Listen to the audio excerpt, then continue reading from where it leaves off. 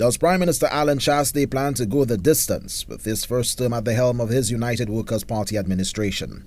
During a recent appearance on UWP Media, Chastanet hinted that his reluctance to declare an election date is not born out of fear, but predicated on the COVID-19 pandemic response. He denies that he is apprehensive to ring the bell because he fears the election outcome, but is rather worried about a spike in cases. Even my hesitation about calling elections is not about being scared. Scared, that's not even the word. It is about the safety of everyone. Yeah. We know, like Christmas, if we call elections, people are going to go out. And we've seen after all the other elections during COVID period, there's another outbreak.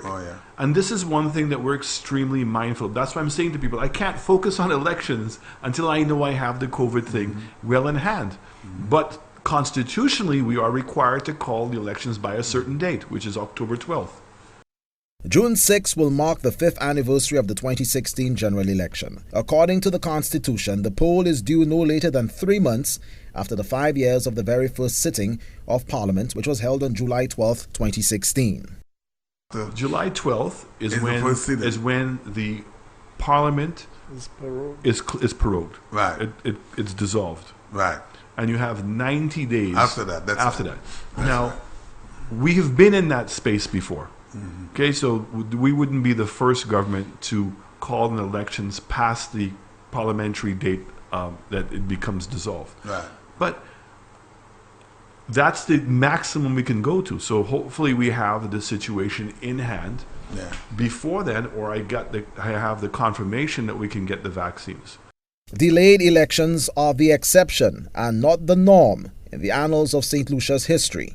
In fact, only 2 elections have been held beyond the anniversary date of the parliamentary term, in the general elections of 1979 and 1992. But Chastanet does not seem perturbed, making it clear that his focus remains on beating the COVID-19 pandemic, reopening the local economy, and his government's pro-growth agenda built on capital works projects. Once we have the vaccines and we can reopen our economy, many of the different hotels can open. We know the demand is there. We know that the US is becoming vaccinated. We know the cruise ships have a protocol in place. We know the UK. Just from those 2 markets, we can survive. And we can restart. And the continuation of the economic programs we have. I mean, I was down at Hunor Airport. Unbelievable. I've never seen so much steel. And the number of people that are there working already on the site.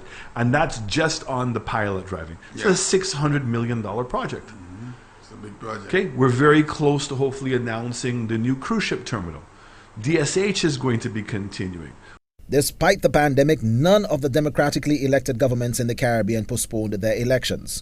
That includes Jamaica, Trinidad and Tobago, St. Kitts and Nevis. In fact, the world's oldest democracy, the United States conducted its presidential elections in November 2020 with a record voter turnout. Last year, UWP media commentators caused a stir with calls for the Prime Minister to postpone the elections because of the setbacks of the pandemic. A prominent talk show host also wrongly stated that the provisions of the Elections Act allowed the authorities to push the poll back given a declaration of war or pestilence like COVID-19.